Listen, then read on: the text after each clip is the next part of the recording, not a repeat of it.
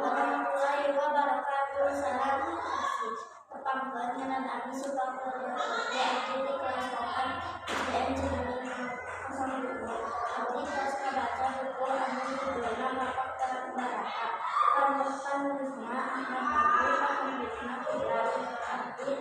Dek baca carita. Salah satu bagian penting sedina mengarahkan dari sabarna. Mengatakan murid-muridna Kurawa jeung Pandawa ngeceng manuk.